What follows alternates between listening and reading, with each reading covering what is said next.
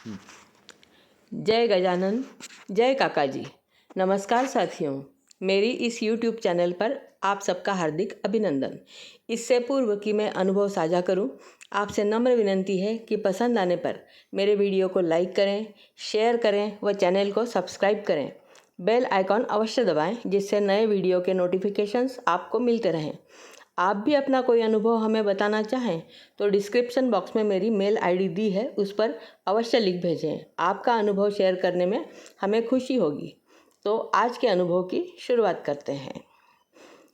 आज के मनोरंजक पर सत्य अनुभव डॉक्टर ईश्वर चंद्र रामचंद्र करकरे जी MBBS MD पैथोलॉजी ने बताए हैं। उन्होंने 3 सत्य घटनाएं बताई हैं जो सिद्ध करती हैं कि आर्तता से प्रार्थना करने पर ईश्वर हमारी सहायता अवश्य करते हैं।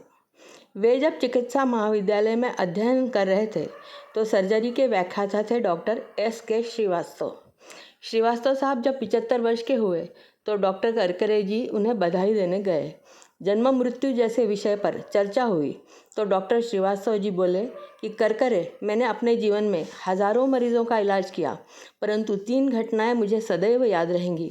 पहली घटना ऐसी कि एक 24-25 वर्षीय युवती 4-5 माह का बच्चा लेकर मेरे पास आई। उसका ब्रेस्ट कैंसर सर्वत्र फैल चुका था। वह अधिक से अधिक 1 माह की मेहमान थी। मैंने धीरे धीरे उसे सत्य से अवगत कराया, जिससे वह अपने परिजनों को स्थिति की कल्पना दे सके। यह सत्य सुनते ही वह रोई भी नहीं, निर्विकार रही। उसने अपना बच्चा उठाया। वह जय आरोग्य अस्पताल में ही सामने के मंदिर में जाकर भगवान की मूर्ति के समक्ष बच्चा रखा। वह थोड़ी ही देर में लौट आई। आकर मुझसे बोली कि मेरी भगवान जी से बात हो गई है।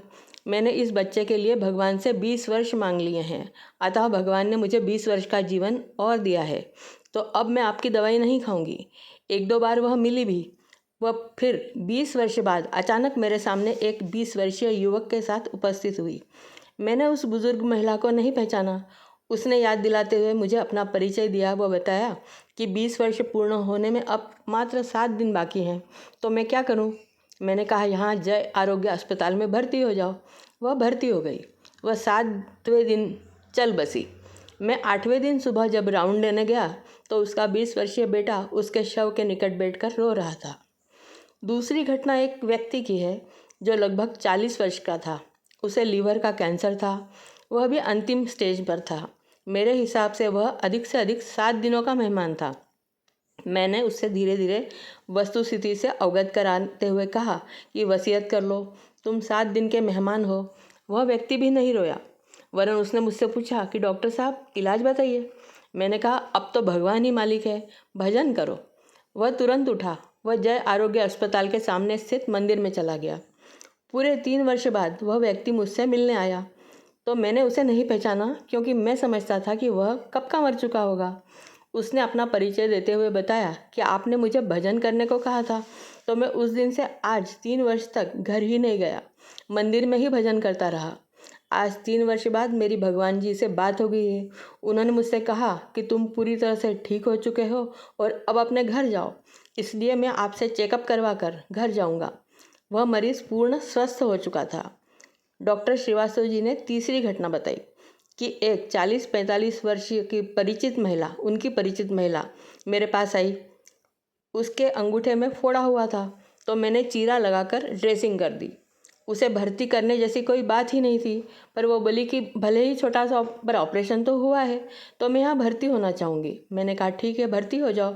वहीं मेल वार्ड में एक 65-70 वर्षीय बुजुर्ग भी भर्ती थे, जिन्हें शुगर, हाइपरटेंशन तो था ही, कैंसर भी तीसरी स्टेज पर था। ऑक्सीजन लगी हुई थी। वे अतिशय सीरियस थे। जाते जाते मैंने ड्यूटी डॉक्टर से बोला कि ये मरीज़ सुबह का सूरज नहीं देखेगा, सुबह तक तुम इसका डेथ सर्टिफिकेट बनाना होगा तुम्हें, और ये जो महिला अभी भर्ती हुई है, इसे सुबह डिस्चार्ज कर देना। सुबह मैं जब अस्पताल पहुंचा तो मेरे आश्चर्य का ठिकाना नहीं था।